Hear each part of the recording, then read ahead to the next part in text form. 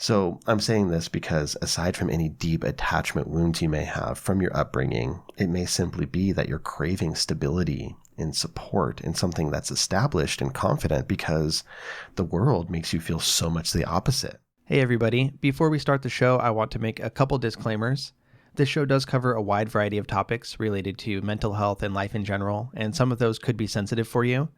I want to simultaneously encourage you to be brave in consuming difficult content, but also respect and recognize your limitations. So please use your best judgment. I will never be offended if you need to skip a question or an episode entirely, but feel free to feel it out, check out the episode, and just see what happens. If you need to skip, that's okay, but feel free to give it a shot first. I also need to say that while I am a psychologist, I'm not your psychologist, and I'm not your therapist. This is not intended to be direct medical advice, and you should not use this as a substitute for professional help. So with those said, let's go ahead and get into the show.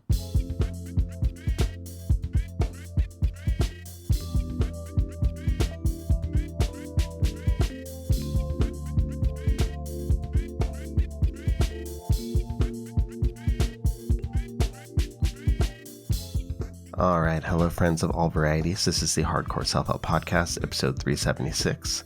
I'm your host, Dr. Robert Duff, aka Duff the Psych. I make mental health content for real people just like you. And today I have a question and answer episode, two really interesting questions from listeners like yourselves. If you would like to send me in a question for the show, please send me an email to duffthepsych@gmail.com or head over to my website, duffthepsych.com, and use the contact form there. Either one works. They go to the same place. And a big shout out to everybody who has sent in questions recently. I really, really appreciate it. I wanted to touch base about something and maybe solicit some feedback. I asked about this on Instagram, but I figured I would throw it out to you guys as well. I've been considering whether to embark on doing what are called dynamic ads on the podcast. So right now what I do is what you might consider like baked in podcast, meaning I read the copy, I make up my own ad, talk about my experience with the product, and I do it sort of organically within the episode. While I'm recording, I pause, I record it for this particular episode, and that ad sort of lives with the episode for eternity. For dynamic podcast ads, this is where they basically insert them after the fact. So my podcast host would insert the ads after the fact. So the ad that you listen to may change depending on what time of year you listen to the episode. It's very similar to how they do it on YouTube with like mid-roll ads on YouTube and stuff like that.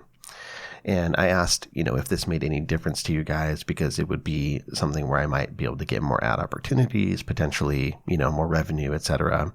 But I wasn't sure about it. And the feedback that I got from many people was that they much prefer the way the ads are now, especially because it's like not as jarring as it might be if there were sort of a commercial break in the middle of the show, which may or may not be even my voice. And that it just would be maybe a bit jarring to have it be that sort of dynamic insert situation.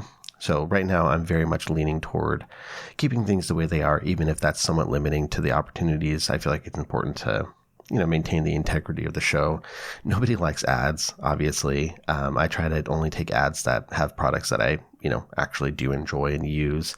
I have denied sponsors before after getting their product. So I try not to use things or endorse things that I don't actually like. But, it's a way to keep the show going. It's definitely revenue that is necessary to keep the show going when it comes to hosting costs and, from the website to the podcast host to, tools that I use to make the podcast, et cetera, et cetera, et cetera. So I appreciate you guys bearing with me with the ads, but at this point, I'm not thinking that I'm going to change anything, but please feel free to chime in, shoot me, an email or a DM, whatever the case may be for you. I'd appreciate it. And with that, let's go ahead and get into the show. I hope that wherever you are safe and cozy. If you're in an area that is not very safe and cozy, I hope that you make it through another day, another week, and I see you. So let's jump in. Here is the first question. All right, first question reads, "Hi, Dr. Duff. There's something that always bothers me. I grew up without a father. The last time we saw each other was when I was less than 2 years old. He ignored every attempt to contact him as a child. Now I'm 31 years old and feel like I'm still looking for a father figure. Like I'll never get over growing up without a father. I'm even afraid of having children myself because I'm afraid I'll become jealous.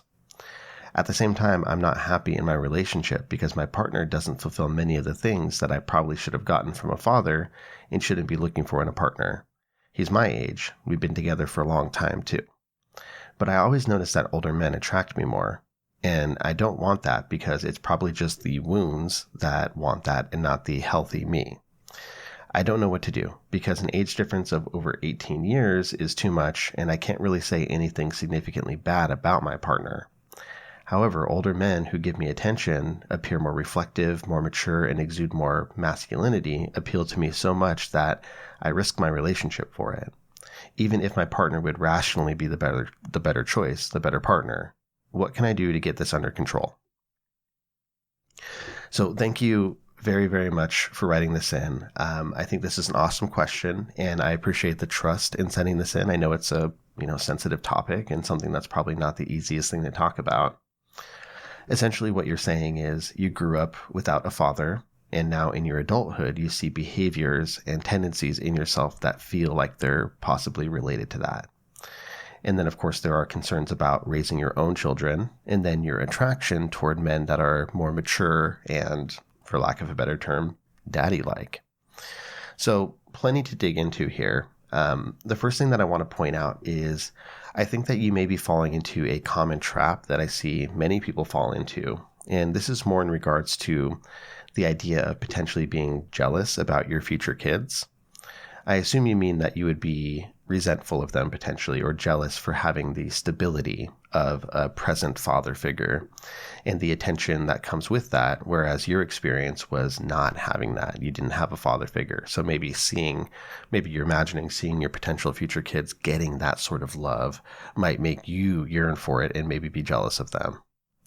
So when I say that, I think you're maybe falling into a common trap. The trap I'm referring to is, we often think that the possibility of a tough emotional experience is a reason to not do something, right? So we think, oh, if this happens, then I'm going to feel XYZ way, therefore I shouldn't let that happen. But the awesome thing about being human is that we can experience difficult emotions and we can work through them, right? It's not the end of the world if we have a difficult experience. We can get through that. Now, obviously, speaking personally, I've had to approach and work through jealousy in regards to being in a non-monogamous relationship with my wife. Many people who hear about my relationship style say, oh, I can never do that. I'm way too jealous, right? And to me, what that really means is that you're not at a point where you're willing to do the work to deconstruct and work through your emotions, including jealousy.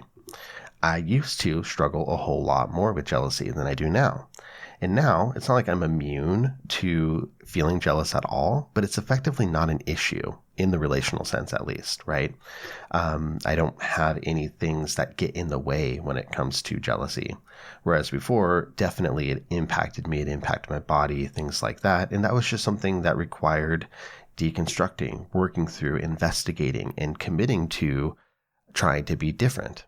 So, for you, fear of having children because you worry that you may be jealous of them, I think that's putting the cart way in front of the horse. Or as I tell my therapy patients, you're not putting the cart in front of the horse, you're freaking yeeting that thing up into space. There's really no way for you to know if something like that may potentially happen. But even if it did, that doesn't mean you made the wrong choice, right? If you have kids and you realize, oh, I have some feelings about the fact that I'm seeing them interact with their father in this way, that just means that you have something to work on, some grist for the mill. None of us are perfect parents, but whatever we commit to working on, that becomes something that we get to show and share with our kids and bolster the strength of them by allowing them to see us progress and work through something difficult. So I don't think that's inherently a bad thing. And so, in terms of the children part, those are essentially my thoughts about that. I think that, again, let's put the cart way in front of the horse, that these are things that can be approached and worked through if necessary. The other aspects of your question in regards to relationships and such, that's a little more nuanced, a little more complicated, I think. But before we dive into that, let's go ahead and take a quick break and talk about our sponsor. Okay, this episode is brought to you by OneSkin. OneSkin is a company that's revolutionizing the way that we take care of our skin.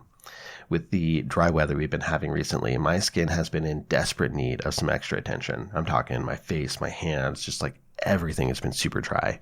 And OneSkin has been my go-to solution. They have a range of products, and they're all powered by a groundbreaking peptide called OS1. And this targets skin aging right at the source. I've been using their face cream, their eye cream, and even their body lotion that I got recently. And I think I can see a difference. And aside from just the moisturization and feeling less dry throughout the day, I feel like my skin looks a little more vibrant and it's healthy in general. And so for somebody like me who appreciates just very simple, no fuss skincare routine, OneSkin hits that mark perfectly. It's effective, straightforward, and it's just easy in my daily life. I just, use a face cream, boom, boom, eye cream, boom, boom, ready to go. If I need more, lotion for my hands or something like that, I also have an option there. They also gave me a bunch of travel sizes, which are great because I can have them in multiple locations now. So OneSkin is more than just a skincare brand. It's backed by real science. You can check it out on their website. They've done some independent studies as well as studies that they've run themselves. It's not just about looking good. It's about actually improving your skin's health by targeting the culprit behind skin aging. So a special for you guys, the listeners, you can get 15% off OneSkin products. Just use the code DUFF, D-U-F-F, at checkout at oneskin.co. So this holiday season, give your skin the gift of health and rejuvenation. oneskin.co, coupon code DUFF for 15% off. All right, let's get back to the question here. Okay, so let's get back into it and talk about the other parts of the question. One thing I want to say off the bat here is that I think your self-awareness regarding your own feelings is really commendable. I don't think that there's anything wrong with having a preference for a certain type of person. Inherently, I don't think that there's something that's terrible about that. If you were not with your partner, or if you were in an arrangement where, you could be with people that fit this type that you gravitate toward, I don't think that there would be anything wrong with wanting somebody that's well established, that's confident and older. I think the issue here is trying to get to know the why behind your desires and to try to become more clear about what your needs are. And this ties into your current relationship. You mentioned that you've been together for a long time. And that can be an amazing thing. I've been with the person that I'm with my wife, for years and years and years and years and years and years, and years since I was 15 years old. And, it takes patience, it takes work, it takes commitment to keep a relationship going for that many years. But, being with the same person for a very, very long time can also leave you feeling a little stuck at times because you're so deeply committed that it feels like you have to be fully satisfied with what you have. So one thing that I would ask you to do is spend some time thinking about and being really, really honest with yourself about how you feel in your current relationship. Not how you think you should feel, but how do you feel, right? And if you're feeling dissatisfied already about certain aspects within your relationship, you may be experiencing attraction to just what feels like the opposite of that, right? Meaning if you have instability, you're craving stability. And this can be dangerous because you may be projecting idealized qualities onto these older men, right? If you're not happy where you are, the grass is always going to seem very green on the other side of the fence. And so that's something to consider. I think that the daddy issues are an easy scapegoat, but I think it's really important to peel back the layers of the onion and learn more about why these qualities, why these types of people attract you. And I hate to be cliche, but therapy can be extremely helpful here. This is something that, skilled therapists can guide you through and help you gain insights about this. Now, on the flip side, if it turns out that you are happy and you are content in your relationship, but you can't help but feel these wants and these desires, there's nothing wrong with that necessarily. We all want things. We all have desires and fantasies and things like that we decide to go after or we decide to not go after. We all wonder about things that we don't have, and that's okay. But I, want to honor this idea that maybe, you aren't happy in your relationship. Maybe you want to be. Maybe you recognize that on paper, you have what you wanted, right? A successful relationship. There's nothing really wrong with it. You've been together and committed for a long time, but you simply just don't feel attracted to your partner or who they have become throughout your development together. I don't know if that's the case, but these are the tough questions that you need to ask yourself. I also want to normalize the fact that no partner is going to fulfill all of your needs. It's okay to admit that you don't get the sort of comfort and stability that you want out of a relationship, if that's the case. And it may or may not be related to your upbringing, but either way, it's valid, right? If it's your upbringing that's making you feel this yearning for something different, or if it's just the situation that you find yourself in and you would have felt this way either way, it's valid. Nobody's going to be perfect, right? Let's say you were to hypothetically, move on from your relationship, or, step outside of your relationship and get together with a man that's, say, in his 50s. And that's, obviously a good number of years older than you. Then you may find that after the honeymoon period, after that new relationship energy goes away, you might find that you resent other aspects of his personality or lifestyle, despite having other desirable qualities. It all comes down to what is important to you and what you want out of a relationship. So if you're not in touch with that, that's something to work on, right? You did bring this up for a reason, though. You seem to have the sense that your behavior is influenced by your upbringing without a father figure in general, in some sort of way. So I think that this is probably a good prompt to do some focused healing and inner child work. And this would be important for your growth and your development as a person, regardless of the impact on your relationships. As I mentioned, therapy is a great place to start looking at those wounds left by the absence of your father in your early life. There are also some great workbooks out there. I have one that's called 101 Trauma-Informed Interventions. This one is not specifically for inner child work, but I find that there are a lot of exercises that are extremely valuable. And then there are some that do specifically focus on inner child work. I think I've told the story before, but there's one exercise in there where you get a piece of paper and you divide it in half. And on the non-dominant side, so for me, that would be my left hand, that is the child side. And on the right hand, which would be on my dominant side, if you have, a different dominant hand, you would flip that. That would be the adult me side. And so you have a conversation with your childhood self as an adult, right? And I was like, that's interesting. I don't think I'll really get much out of this. And I feel like I barely got as far as like writing, "Hey kiddo, how you doing?" with my right hand. And then I'm just like, like blubbering mess, because it just really tapped into, that little me that's still in there. So that was from that book. And there's a lot of other ones, but there are many workbooks out there. Basically, you want to find some sort of prompt to dig in there and try to understand what those needs are.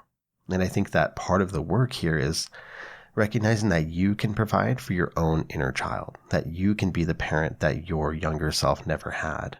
And this could mean a lot of different things. This could mean learning to self-soothe when you're upset. This could mean solving difficult problems for yourself instead of relying on other people by building that self-efficacy. Or it could mean asking for help when you need it rather than keeping your worries all inside. But again, regardless of the impact on your relationship or your romantic preferences, this is valuable in and of itself just for your growth as a person. Now, one wrinkle that I would like to add to all of this is just to point out that you said you're 31 years old. Being 31 is not what it once was. For context, right now, as I'm recording this, I just turned 35, so I'm not too far away from you in the age department. And, when we look back, there was a time when being 31 meant having, an established job in middle management at a company and being able to afford a house, 2 kids, 2 cars, 2 pets, like, that American dream idea. And there was a time when that was actually feasible, right? You look back, a few decades, and people who were in their 30s seem very different than we do right now. It's just not how things are these days. Life is fucking expensive. And I can't tell you how many people I know in their 30s that still feel like kids. My girlfriend recently made just a great metaphor. She described herself as she feels like she's just 3 cats in a trench coat, right? And I thought that was just a great visualization of that imposter syndrome that many of us feel in our 30s. Like, why are we allowed to do these things? I still feel like I'm a kid. So I'm saying this because aside from any deep attachment wounds you may have from your upbringing, it may simply be that you're craving stability and support in something that's established and confident because the world makes you feel so much the opposite. You crave an antidote to the destabilization and the scariness of the world as a 30-something that lives in 2023. Now, let's say that you do want to stay in a relationship because you love your partner deep down. There's a lot to be happy about, and you want to be able to stay committed to them. then you need to come to terms with the fact that there are aspects of your experience that you are not going to be fulfilled by with your romantic partner, right? And that is going to cause you to feel a pull toward older men or just people that have this thing that you crave. And if you feel like this is going to drive you to risky behaviors, I'm not sure what you meant by, risking your relationship, but emotional affairs or, potential infidelity, whatever it might be, I think one of the best things that you can do is to get some accountability. Now, I'm not saying talk to your partner about this because that probably wouldn't be a very good idea unless there's something that happened that you really need to come clean about and discuss. But, just talking about the fact that, hey, I feel this pull toward other people, not necessarily going to be very productive. It would probably cause insecurity in him and unnecessary conflict. But if you had a friend or another loved one, a therapist, somebody that can keep you accountable, that could be really effective. And that could be as simple as saying, hey, so I'm going to need you to keep checking in on me and making sure that I don't cheat. I really don't want to. I don't want to screw this up, but man, I feel tempted sometimes. And I feel like I just need somebody to, bop me on the head every once in a while and say, hey, no, you're in horny jail. Don't do it. Right? I've mentioned it before, but I've had a number of people in therapy essentially get over an issue like this simply by calling it out in session and asking me to hold them accountable. Whether it's cheating, whether it's, lying to their partner or lying to their therapist or anything, just saying, hey, how are we doing on this? Has this been an issue? And often that's enough to just say, how is it going? And they say, well, it hasn't been an issue. I've been thinking about it. We've been talking about it. And so, it's really helping me stay accountable. So, you would be surprised by how much just getting it out on the table in some sort of way would help. And within your relationship, there may also be ways to improve. As I said, you can't expect your partner to fulfill all of your needs. That's unreasonable, especially if some of those needs are things that you need to be working on yourself. Again, therapy, workbooks, etc. However, if you're feeling dissatisfied because there are obvious things that you think, your partner maybe could show up better with, or you two as a couple can work on, that would be important to hash out.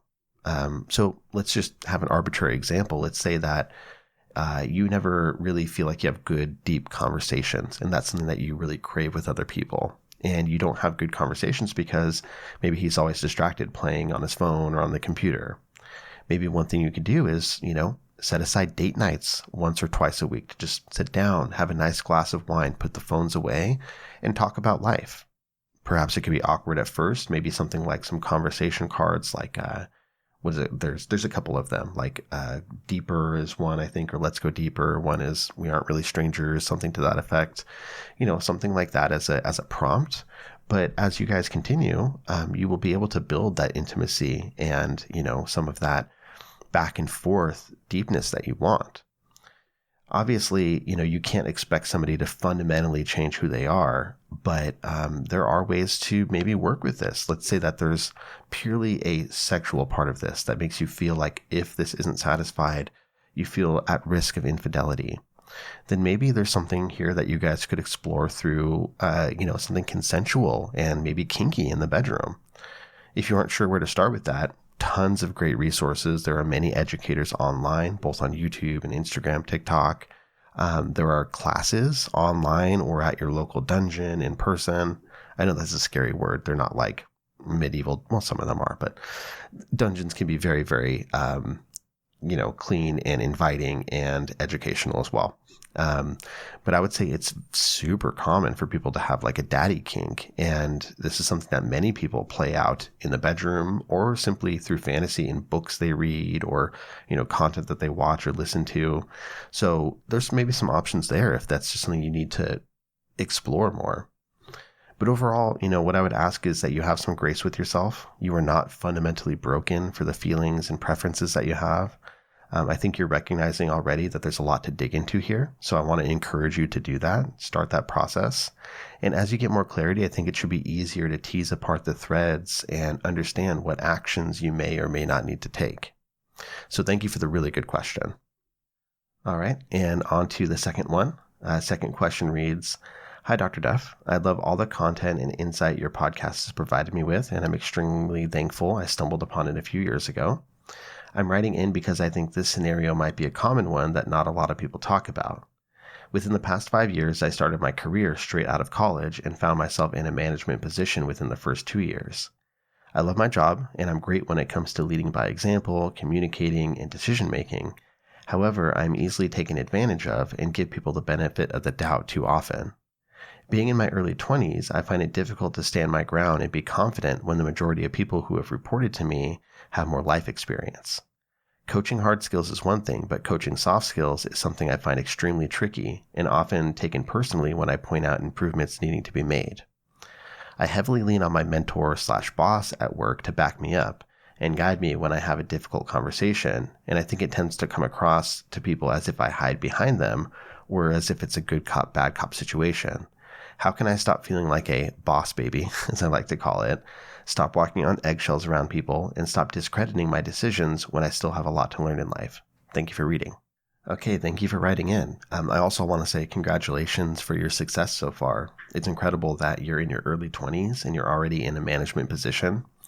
I hope you're proud of yourself. I am proud of you. One thing I want to say is I'm probably in a totally different field and have a completely different set of circumstances, but I can personally relate to the feeling that you're younger than others and that pressure that goes along with that. In my job as a neuropsychologist, I work with a lot of older adults, so 60, 70, 80, 90 sometimes.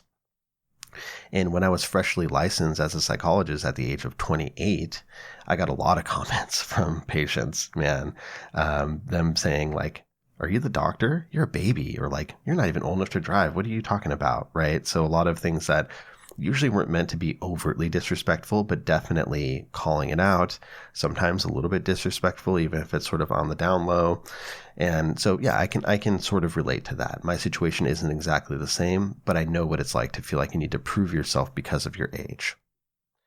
One thing that I would note about your question is that you were able to recognize your strengths, things like leading by example, decision-making, communicating.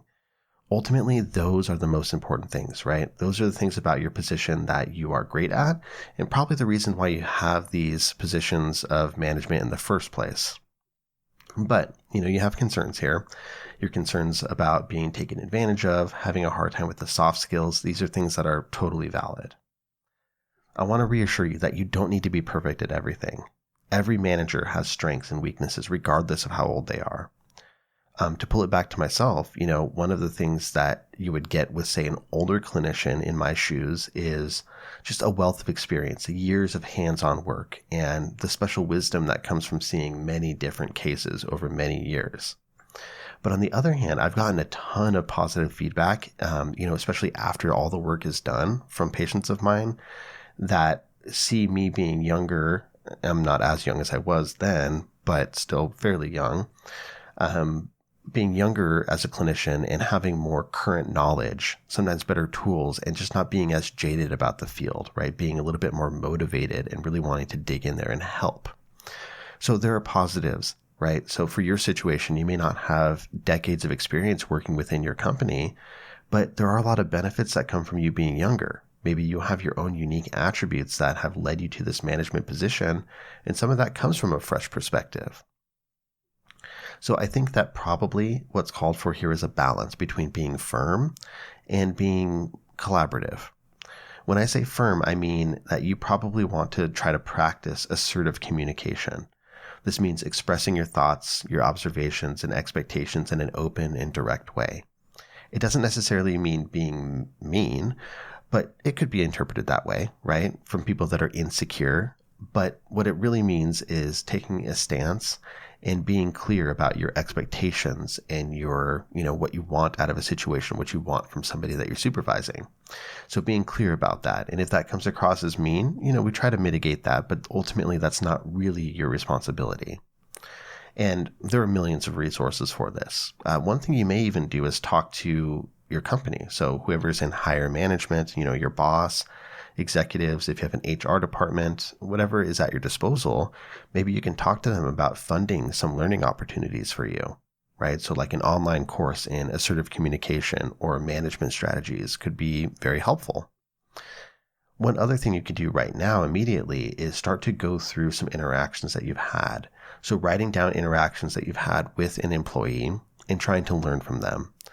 I think that the best way to do this would be to write down the narrative of what happened, or even make a voice note on your phone about what happened in a conversation with somebody that you are, managing immediately after it happens. So it's fresh, so you don't forget it. And then you can forget about it for the rest of the workday. You don't need to process it right then. You may be dwelling on it in your mind, but you don't need to put that active effort in. But later on, when you're on your own time, when you're sort of in a more comfortable space, you can revisit the conversation, open up your notebook or listen to that voice note and just break it down and see, are there opportunities you could have taken to be more clear or to be less overly accommodating? Whatever it is, sort of just critique yourself, manage yourself, apply the same things that you would to somebody you're managing to your own self. And you don't have to be perfectly confident to stand your own ground, right? And again, you don't have to be perfect. Nobody is. If there are mistakes that you end up making, that's fine, right? We all do make mistakes.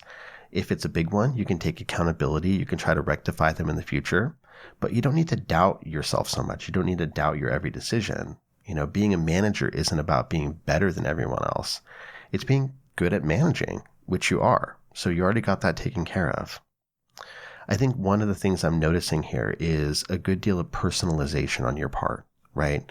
Just because somebody takes feedback personally, that doesn't mean that you did something wrong. It's totally your prerogative to point out areas that require attention in somebody that you are managing. Of course, there are better and worse ways to do this, which I'm sure you've already learned a bit about, right?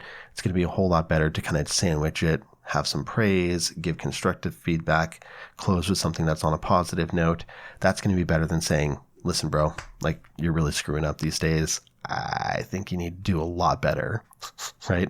Those two deliveries are going to be vastly different. But I have to imagine that a lot of the issue here isn't, the way that you're presenting things. It could be the ego of the employees that you're dealing with, and that's not on you.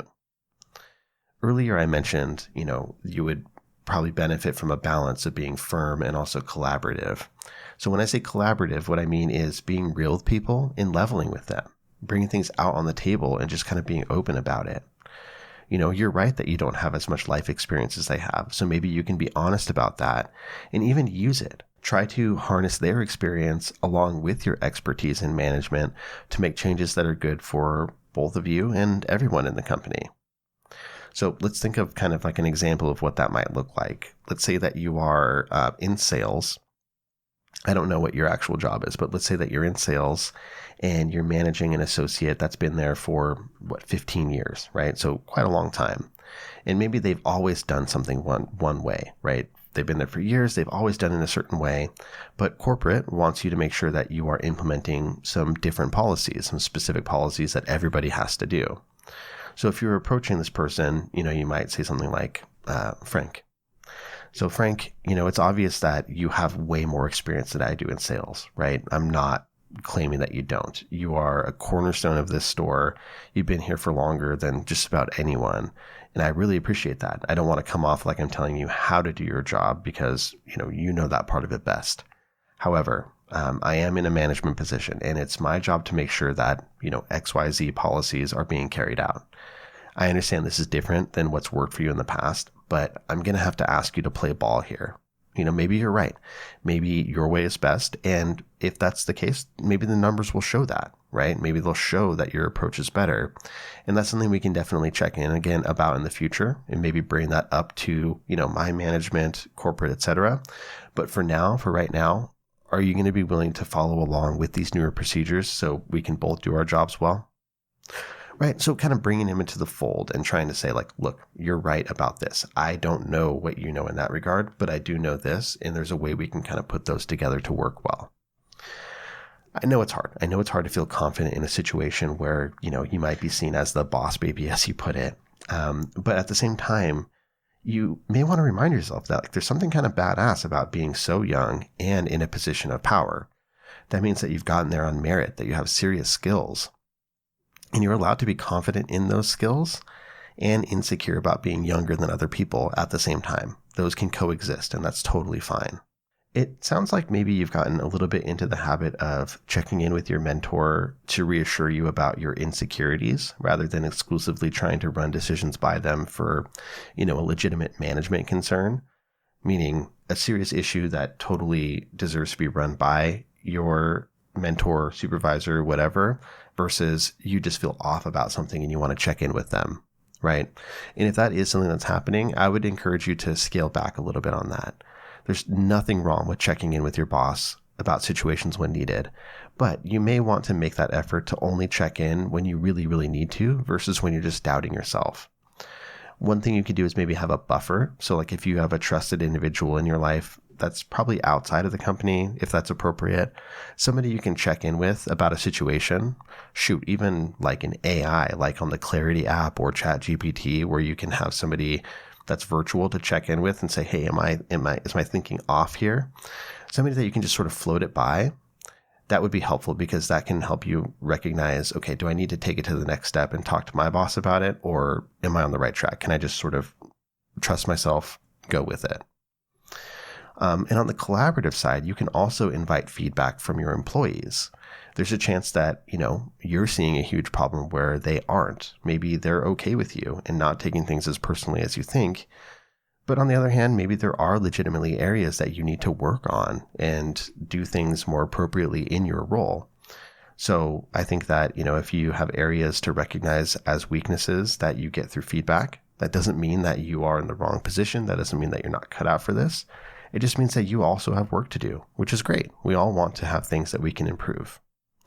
So all in all, I just want to encourage you to stand firm in your decisions, collaborate whenever possible, but don't undervalue yourself.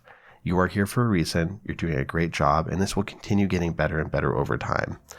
So you got this, and good luck. And with that, that is the end of the episode, everybody. This has been episode 376 of the Hardcore Self-Help Podcast. If you want the full show notes for this episode, go to duffthepsych.com/episode 376. And if you have a question for the show, send it to me at duffthepsych@gmail.com. Take care of yourselves. I'll see you for the next episode. Bye.